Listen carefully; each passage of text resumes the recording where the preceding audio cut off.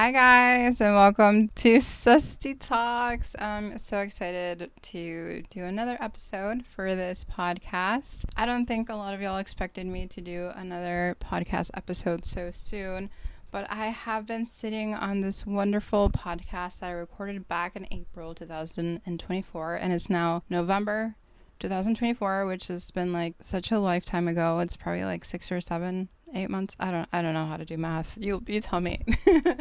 But yeah, I've been sitting on this episode for such a long time. But before we get into that, I have been thinking a lot about our world and about capitalism. And honestly, a lot of the times I get lost in just thinking and reflecting about what's happening, and I kind of lose track, hence the late podcast. Yeah, we are currently in a world where corporations hold a lot of power, where brands are operating within the system called capitalism, our current economic system. And I just haven't been able to get that out of my head, how it's literally destroyed our sense of identity. Our planet has just needed a lot of resources, extracted so much from us already. It's caused the mass suffering of so many people across the globe. I often feel kind of helpless and kind of overwhelmed. I have a sense of eco-anxiety, which is like anxiety from what's happening with the climate crisis. And I also have, in a sense, like social anxiety from knowing that people are suffering for the things that I'm buying in the store. And I really don't want to have that on my shoulders. Like, I don't want to be someone that's supporting someone's exploitation, someone's oppression. And I don't want to be hurting the planet for the goods that I consume. So I always try to buy everything secondhand, but I know that's only one part of the solution. But yeah, that's been on my mind a lot. It's been very heavy, but I've been trying to enjoy November. It's November 20th when I'm filming this, and it's so beautiful. The fall leaves are falling. I was going to say the fall is falling, but I guess it is. It's quite warm, not going to lie. I'm kind of sweating in this, what is this called? This thing? Plaid shirt. I cannot talk today.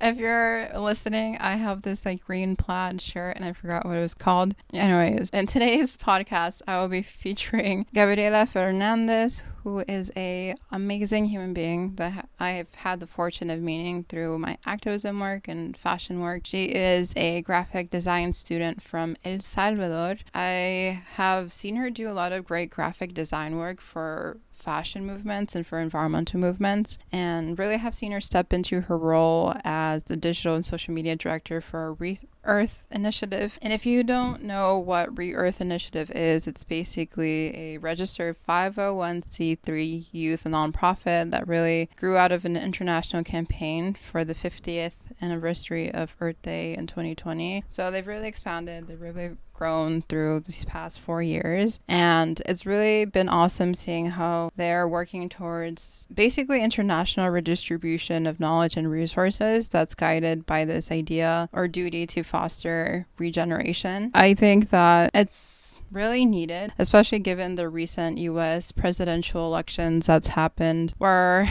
Donald Trump has once again become our chosen leader for the United States, which I am not happy about. But it just means that we have to fight for stronger climate solutions together, and that we have to do this more so than ever before. Yeah, Re-Earth specifically is working towards this by spearheading basically a global paradigm that shifts the dedicated agency of youth leadership. And I just want to say, before I get into the conversation that I had with Gabriela back in April, I would also like to touch base on like this ever rising need to organize. I don't know if you guys have seen on social media everyone being like, we need to organize, like we need to like join org or group or something to fight the revolution, which I respect. Like, I love that. It feels like when everyone was posting those black posts, you know what I'm talking about, in solidarity with like racial issues. And so when Donald Trump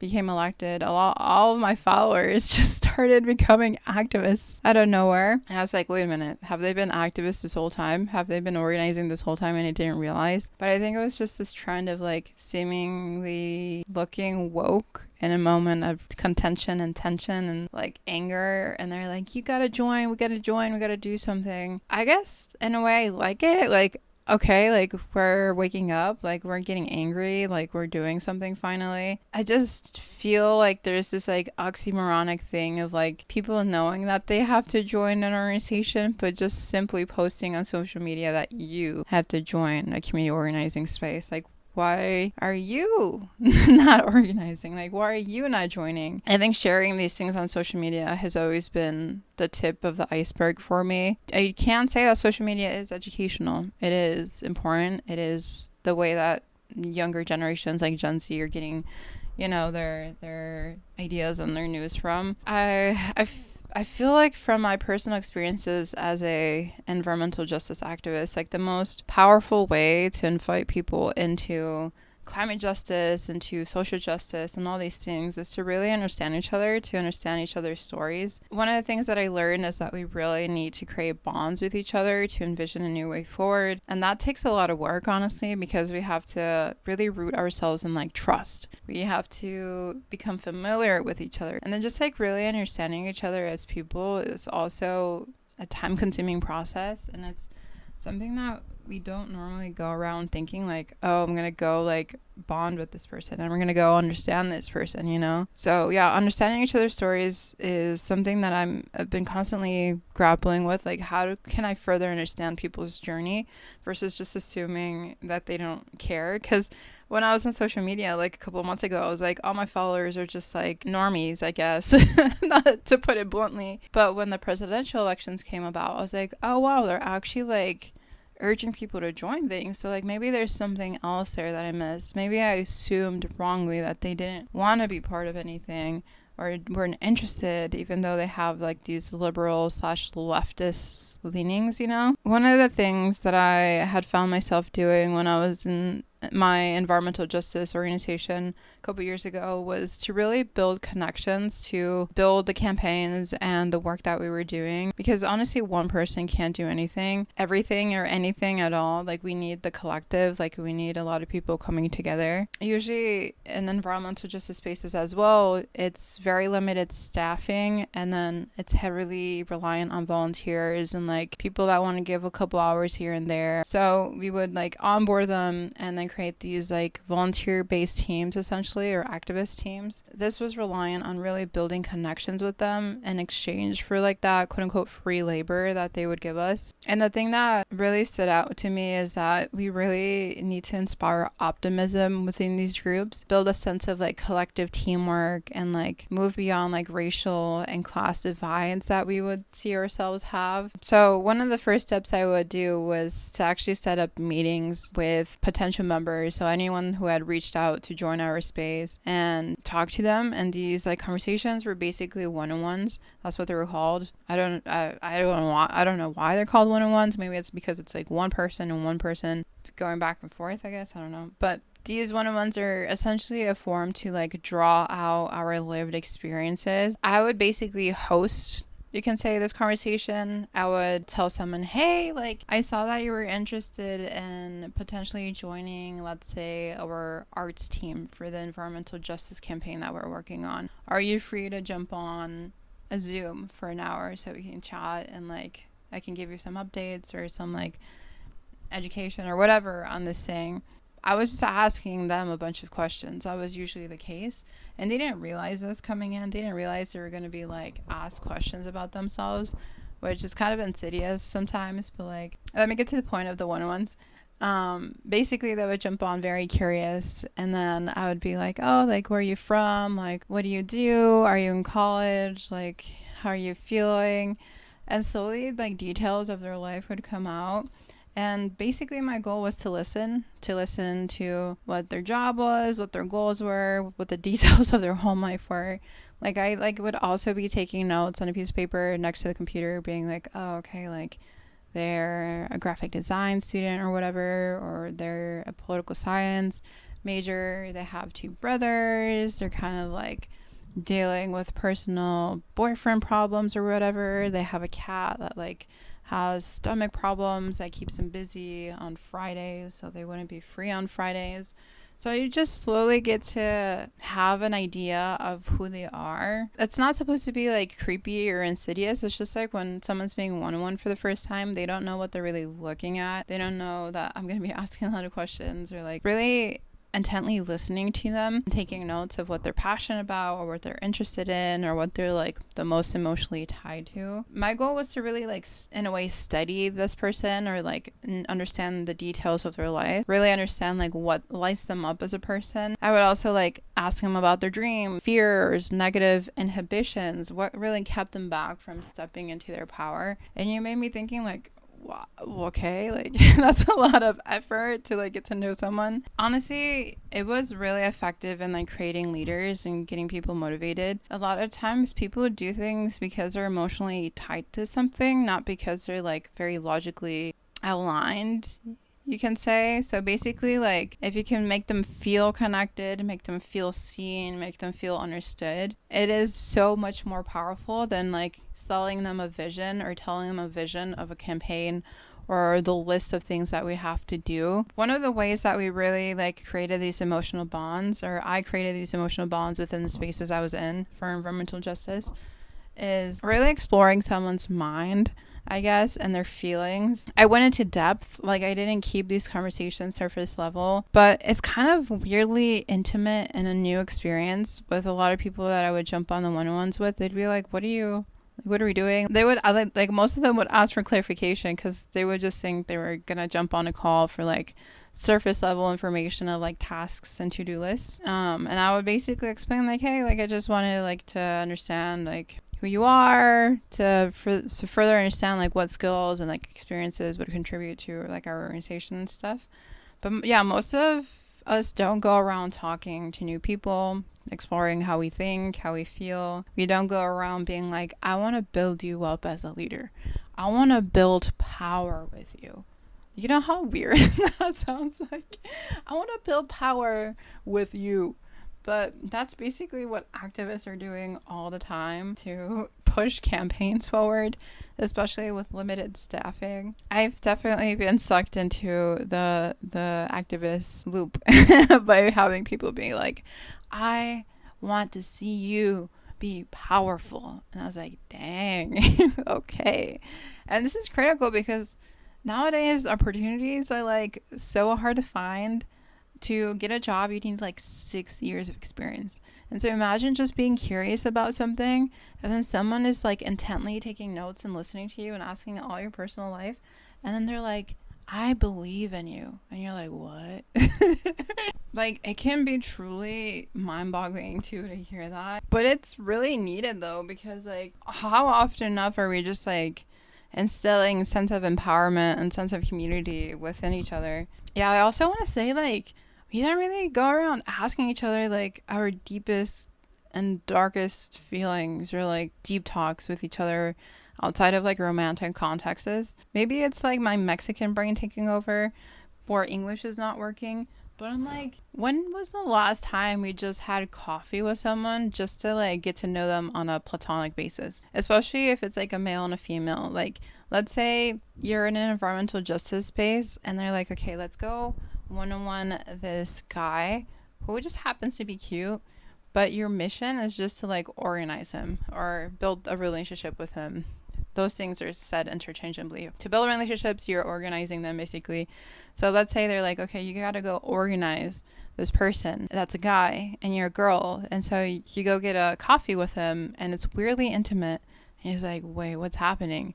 It may feel like a date because that's like the only context that we really have of like sitting down with someone and exploring their mind and their feelings, which is kind of sad. Like, we're not going around asking each other deep questions on a normal day-to-day basis. But in the world of organizing, we have to do that. Like, it's an essential thing. We need to take time to get to know each other. Like, we need to build those genuine relational ties. Like, we need to do this to inspire others, inspire ourselves, and like keep fighting for what matters.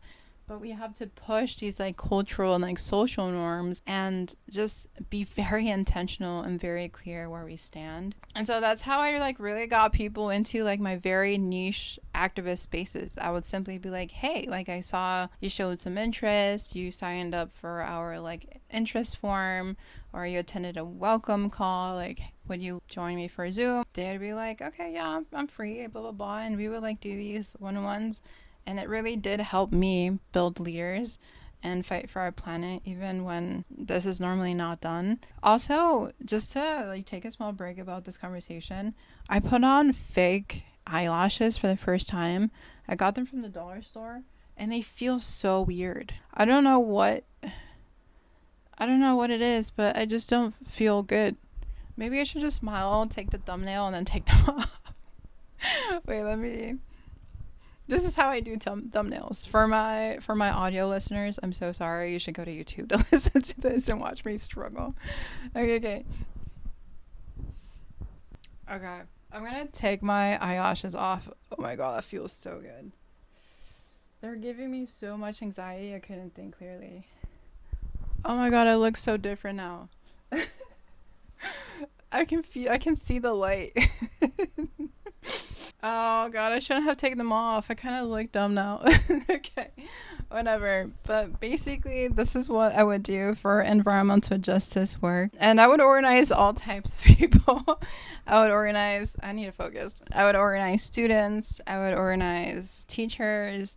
Sometimes they were even working in corporations. Sometimes they were attending like prestigious schools.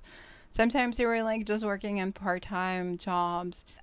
You never really knew who was interested in like social justice or environmental justice. Like people can literally come from all over, especially if you're doing national, like mostly remotely based work, which was my case. So I was actually like really forced to see my biases and move beyond those biases and move beyond my assumptions, so that I could really like become that point person for them and just connect with them on a really real level. This was actually like a very introspective process for me, because I always had to be really understanding of like where my biases came from, like I said, but that comes from like my interests, like my skills, my resources. Yeah, I just felt like I really had to understand myself so I could understand others. I just needed to be like emotionally intelligent and like self-aware to a certain extent. And yeah, I feel like I've needed to be very open-minded and grounded at the same time to see people for who they are and invite them based on where they're at, which can be kind of hard when you're a naturally like very controlling like loner type like me, who kind of has a tendency to do a lot of generalizations against certain races. I'm not saying like it's like negative biases or like negative stereotypes. I'm just like, oh, like this person may like this because they're sporty, or people may act like this. I like do patterns a lot, and I just kind of like oh, this pattern is with this sort of people, which I know is wrong. So I've really been challenged through these one-on-ones to just like see people for who they are and move outside of like these patterns / like general assumptions. And weirdly enough, I've discovered that like we're very similar than I've first ever believed. Like before I was an environmental activist, I was like not really aware that we all just really want to be understood, that we have empathy. I know it's weird to say, but like every single one of us has the power for empathy, but it can be like really scary and vulnerable when you've never really talked to people that are really different to you or from like different states or different backgrounds from you. And I think this like uncertainty can really like get to us and block us from like connecting or resonating with different sort of people. And I've experienced this. I'm like talking from a first-hand experience. Maybe it's different for you, so I would love to know. Yeah, I just had to like remind myself, like if I want to build the power that I want to see in my community, if I want to see these campaigns come about, like I need to understand that we believe in a sense of mutuality. And by this I mean like we can see our similarities and our differences and still like continue to get to know each other, continue to like see the good in each other, continue to like reciprocate and commit as people to each other to grow relationships. And this is something I would always think about, like, do they like me? Do they care? Like, maybe I should jump on a different one-on-one with them so I can, like, further understand why they're acting this way, or, like, what's happening in their life that's causing this or that to show up. So I was always, like, asking questions, always curious. And I've discovered, actually, that the stronger the relationships we create with each other, like, the stronger the energy we create, whether that energy is for campaigns or energy for a sense of belief for a new future, and energy for collective care. Yeah, to create that new world that, like, we really need, we need commitment. Like, we need existing leaders, existing members to continually ask each other to touch base, to get coffee, to reciprocate, to continue envisioning and sharing these ideas of, like, creating a new world, and inviting others in, not keeping it, I guess, like a popular group or like a niche group, or only letting certain people in. Yeah, I think this commitment needs to be intentional and strategic. If not, we're gonna stay in our bubbles. I was definitely stuck in some, like, quote unquote leadership groups where we didn't let anyone in, and I was like, so how are we gonna get frontline community members in here? How are we gonna get more diverse perspectives in here? But it can get very, like, high school cliquey vibes if you're not careful. We're still very much human and have a tendency to stay in what's comfortable. Also, like, sometimes people just don't have a lot of time.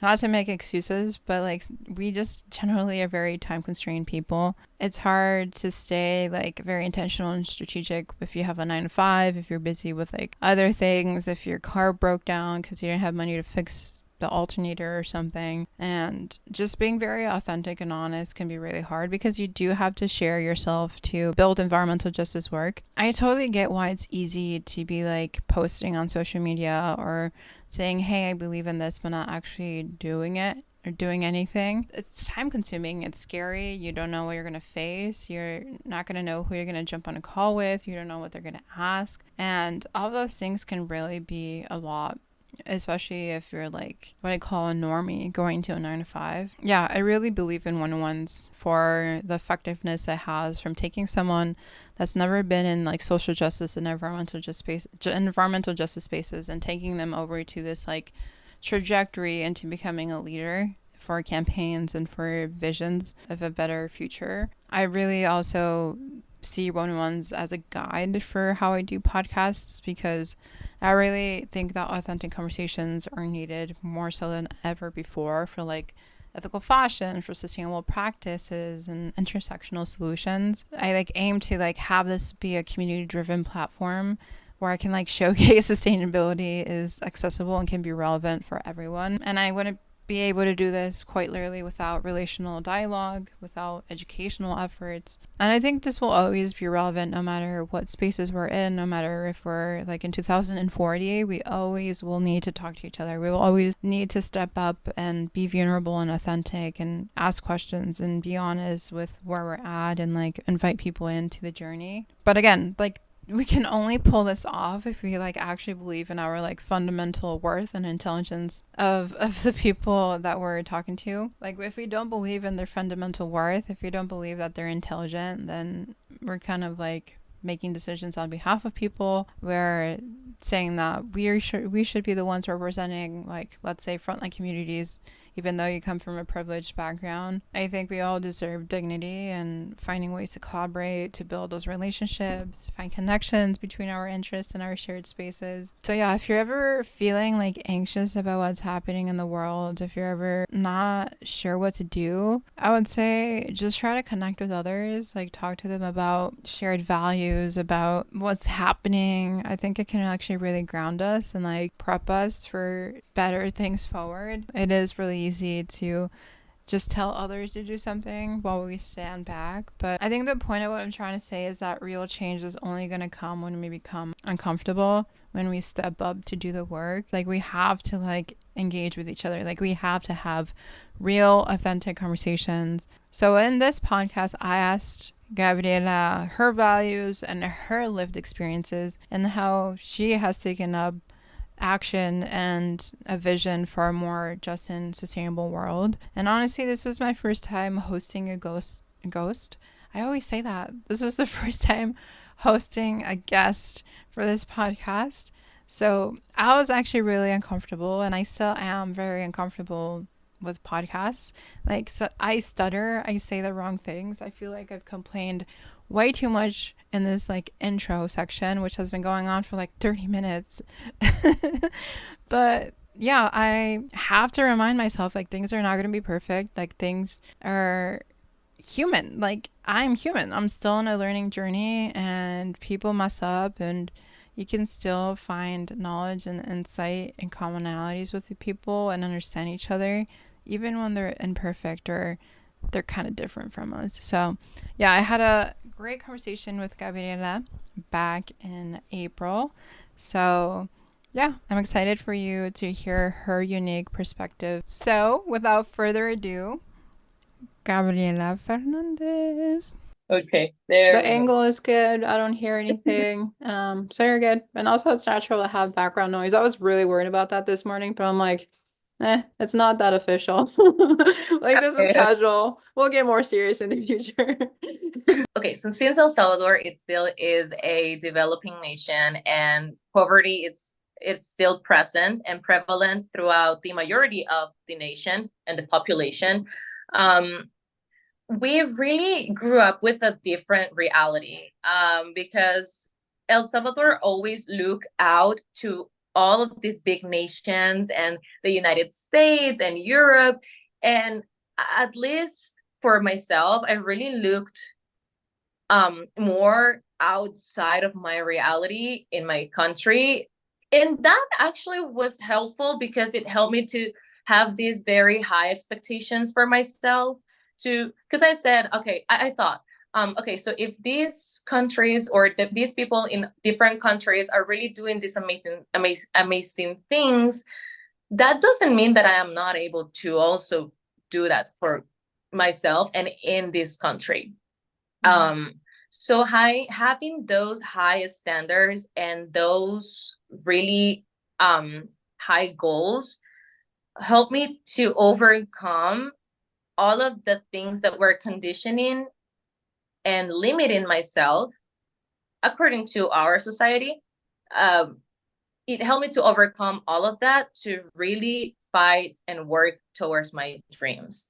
um so that but another way that El Salvador or my reality growing up in this country play a role in everything that I've been able to achieve so far, it's because I saw that there is not really enough representation, and I've always thought that it's sad to see how many people really just accept the reality, the fact that we might not have a lot of resources or opportunities. Um, it might not be accessible to us, but and that's it. So they only are kept with this idea that, oh, okay, so this is what I have to live, and that's all. And it doesn't really anything else that is happening in the world is not. It has nothing to do with myself, or since it's not happening here in this about things, and really looking at people, really analyzing the situations and how people are living, how people think, really helped me to motivate myself to not only um not only get all of the skills I needed for myself, but also to make sure that everything that I learn and everything that I am able to experience, I can bring that to people and really show them that we need to care, that we need to work on ourselves, that it is possible to, you know, change our realities. Mhm. And that's beautiful. I think it takes strength to look at what is and turn it into something else. Because, yeah, I agree. Like, unfortunately, a lot of like efforts and activism and all these um, projects are usually based in very developed countries, Western countries, United States, Yeah. Europe. And then you're left thinking, but what about my country that needs more resources, needs more people empowered? They're the ones that are facing the climate crisis the most. They're going to be the ones that are going to be facing things first. So, like, what do I do? And I really respect how you didn't just like give in to frustration or anger or being scared. Instead, you're like, I'm going to take my experiences, even though they're painful, and turn it into something that can hopefully fuel change. And you've found a lot of skills throughout that, and you're still improving. You say you're a graphic design student, and yet you've already done so many beautiful things. I'm going to insert some of your graphics and some of your posts that you've done. And it's just like bringing a lot of like beauty and art and color into what usually is a very dark and serious matter, and trying to like keep the light. And also, I see on your social media, you're always appreciating the trees, the small flowers, the little moments. And that usually can make the difference in like seeing something so bad into something really beautiful. So I'm kind of curious, like what we can do. We're usually called consumers. So I'm going to say, what can we do as consumers to help with sustainability efforts? What can an individual, just like me or just you, can do to make meaningful impact under the systemic oppression, under exploitation, under the climate crisis? Like, what do you think is your key takeaway, your key advice, and moving forward and taking action? Um, all right. So I think that the most important thing is to really get to know oneself, because if you really become confident and secure on your own, then you will make sure, and everything else that happen in your life will make sense and it will go accordingly to who you are. Um, and the second thing that also comes hand in hand with this is collective action, because I I felt so powerless so many times that it got to a point that it made me really anxious, because I didn't know what to do. I saw the urgency of taking action and really doing something about it, but I didn't know where to start. I didn't have the knowledge, I didn't have the skills. And I sat with myself and I calmed myself down and I was like, okay, Gaby, you want to start creating a world. Let's start creating change in yourself and then in your closest community. And that's how I not only, because I know that it's so empowering to be working with global organizations, but I was forgetting about my local. So instead of remaining on a digital level, which is really important, communications and digital media really spreads the message and takes it to the next level. But I was forgetting to really take action, not only stay here with my ideas, but also do something about it. So that collective action is really important, to find your group and the people that align with your values and with your desire, the desired change that you want to bring to the world. Yeah, that's really great advice. I feel like I often forget about myself in collective action. I think there's just always so much to do. There's like a million campaigns or a million little Yeah. to-do lists. And you're like, oh my gosh, I'm never going to get this done. And it can lead to burnout. A lot of movements do face burnt out activists and then ambassadors. Yeah. Um, yeah, truly resonate too on trying to find yourself. Because the stronger you know your values, the stronger you know your morals, the better you're going to show up, especially if you're going to be working with a diverse amount of different people, not only in your community, but let's say globally. Um, and yeah, I hear the sense of like not wanting to be alone because you have a specific skill of digital creative work. Social media has been something that I've known you for, and yet like Mhm. there's this balance that we have to play of like doing something, not getting overwhelmed, but also being in community and also having your own time, but avoiding being lonely in that process. So I just feel like in a way, what I'm hearing for myself and like maybe other people will resonate is we just need to have balance in a lot of different things. And it's not just about like winning climate justice. It's not just about like so fashion. It's a lot more nuanced and deeper than these Yeah. overarching labels. So I'm kind of curious, from from your life and from your experiences and the work that you do, what's a key thing you want people to remember you? What's something that at the end of the day you're like, this is what I want people to take away from my story, from your life? I know that's a big, deep question, but yeah, just curious. I It think is. I think, and I also want to point out something that will relate to the previous question. That I really want to put out there is that you gotta stay true to yourself, and by that I mean not only to your values, but because even in the climate movement or the sustainable fashion movements, um there are so many different ways that you can participate in, or so many different approaches, that there is not just one right approach, mm, right?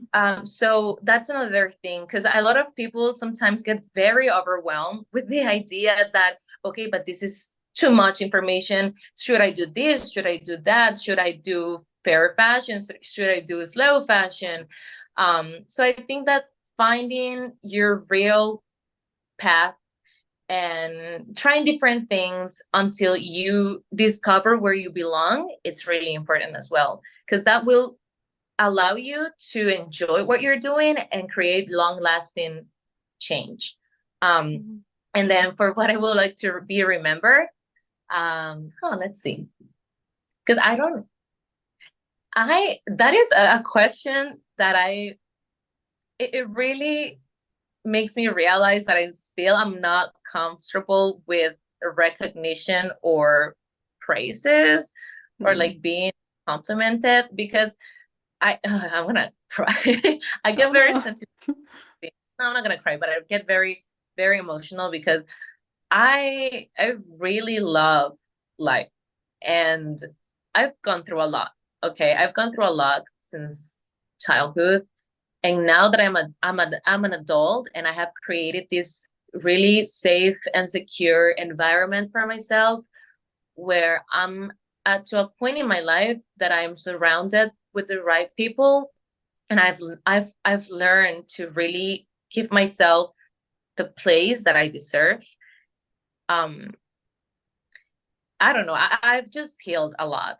So what I would love to be remembered by, I think it will be, I really want people to see the way I see the world, because life gets crazy sometimes. And even us that are very introspective, very connected to nature, very active on fighting for a better world, we really get carried away sometimes, and we burn out, or we have our mental breakdowns or emotional breakdowns, and we feel the world, the weight of the world in our shoulders, the weight of the world in our shoulders. So I think that that's pretty much it. I just want to be remembered by that special way that I see life, and how I have learned to really appreciate even the smallest thing, and the power that we have to, change that, to the power that we have to really create change in our lives. And yeah. Yeah, thank you for answering that question. It wasn't something that we had planned on you to cover. So thank you for taking it and processing it and sharing a little bit of you. I think what I've realized in this podcast is I was very focused in the beginning of like, how do we achieve environmental justice? How do we achieve so fashion? And I was hoping you would give me all the secrets, but it was really enlightening to remember that it's a process and we have to look within ourselves, take it day by day, and to remember our own beautiful essence and that nothing is really totally figured out. There's no perfect way. So thank you for sharing a little bit of you in this podcast and for being my first human guest. It's been an Actually, honor. my first podcast too, so I'm really, it feels nice. You did amazing, honestly, and you took the questions and like you were really like grounded and who you were and how you answer them. So truly appreciate your perspective and your time. How can listeners and viewers keep track of you? How can they find you? Okay, well, I think that my main social media will be Instagram. I'm a millennial, so TikTok is still a challenge for me. I'm scared of the Gen Z. But so Instagram, my Instagram is at dailygaby_SB. I know it's kind of confusing, but I'm from El Salvador, so SB goes for that. Like that you can find Repping me your country. There you there. go. Yeah, kind of. Perfect. Well, thank you so much for jumping on board. And yeah, I'll definitely keep following you on Instagram. You post beautiful content. And yeah, Yeah. I'll see you in the next one. Thank you. Bye. That was such an amazing conversation, and I'm so lucky that she agreed to go on to this scrappy Zoom call meeting and do this with me. She has been such a believer in my work and has been such a trooper in the fight towards a better world. I've seen her just build so much great relationships with people across the world, whether it's Mexico or London or wherever. Like, she is truly trying to be a better person, not only for herself but also for the work that she does. And so yeah, that wraps up today's podcast episode of Susty Talks. Thank you so much for joining me on this journey into sustainability and storytelling and activism. Again, massive shout out for Gabriela for sharing her powerful insights and experiences. It's actually like really meaningful to hear. And just to recap, as we discussed today, like the path to a more just and sustainable world starts with connections, and that can be done through one-on-one conversations, engaging authentically, or just like stepping out of our comfort zones beyond like easy reposts or reshares. It's really needed so that we can take action, so that we can all have a role in creating a more sustainable world. So yeah, let's keep moving beyond just talking and sharing pretty pictures and like actually becoming the change. So yeah, if you're moved by Gaby's story or inspired by her advice, take a moment today to just reflect on how you build relationships and how you can deepen your impact, whether it's in your own community or online. Remember that nearly every small step, like supporting secondhand fashion or having open conversations or joining your local environmental justice group, can actually lead to like massive ripple effects. And yeah, don't forget to follow the Susty Talks podcast wherever you get your podcast from. And if you enjoy today's episode, please review it and share it if you want with a friend or something. I don't know. My voice is kind of shaking because I'm kind of nervous now. My hands are sweating too. Oh my gosh, it's been an episode. Okay, until then, stay inspired, stay connected, and stay susty. Bye. Take care, guys.